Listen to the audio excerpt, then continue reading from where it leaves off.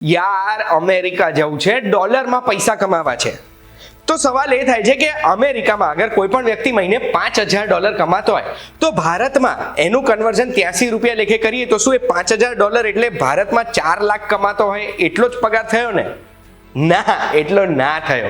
અહીંયા લાગે છે પરચેસિંગ પાવર પેરિટી કોન્સેપ્ટ. અને જો તમે જાણવા માંગતા હોય કે આપણી આવકમાં કેટલો વધારો થશે તો જ અહીંયાથી અમેરિકા જવું પોસાય, તો એના માટે ધ્યાનથી સાંભળજો. હું તમને એક વાત કહું.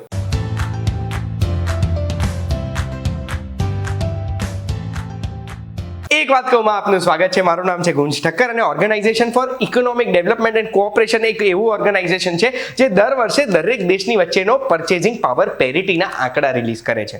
આ પરચેસિંગ પાવર પેરિટી શું છે ને એ હું તમને સમજાવવા માંગુ છું.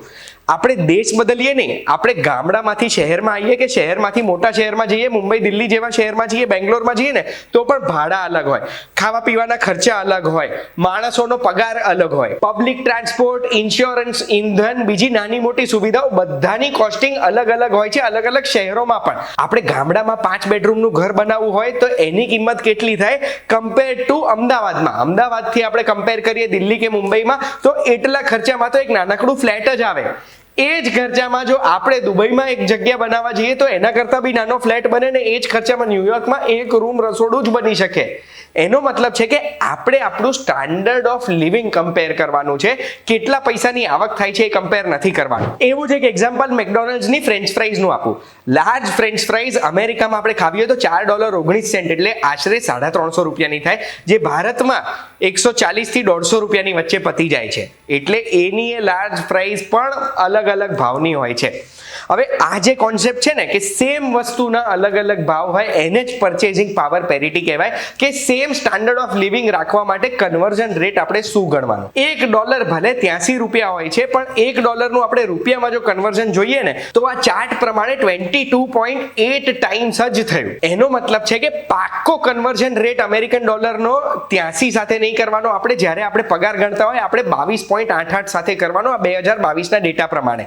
એટલે અમેરિકામાં જો એક વ્યક્તિ $5,000 દર મહિને બનાવતું હોય તો એ આપણે 22.882 જોડે જો કન્વર્ટ કરીશું તો 1,14,000 જેવું આવ્યું. એટલે જો એ $5,000 એ વ્યક્તિ અમેરિકામાં કમાતા હોય તો ભારતમાં જે વ્યક્તિનો પગાર 1,14,000 છે એટલું સ્ટાન્ડર્ડ ઓફ લિવિંગ એ વ્યક્તિ મેન્ટેન કરી શકશે. હવે એને ઊંધું ગણીએ.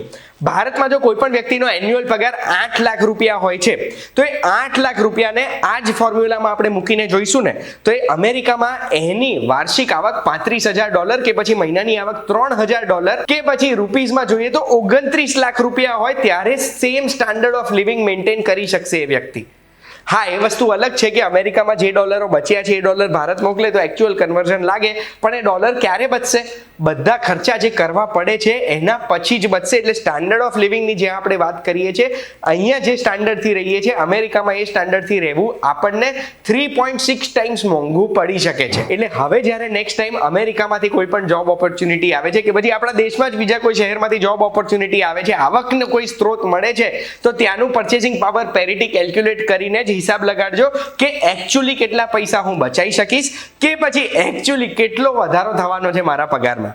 આ વિડીયોની માહિતી એ દરેક વ્યક્તિને કામમાં લાગશે જેમના મગજમાં એક જ સપનું છે કે અમેરિકા જઈશ અને ડોલર કમાઈશ. અમેરિકા જઈને ડોલર કમાવા સહેલા નથી અને એ જ ડોલર વાપરીને પૈસા બચાવવા એનાથી પણ વધારે કઠોર છે.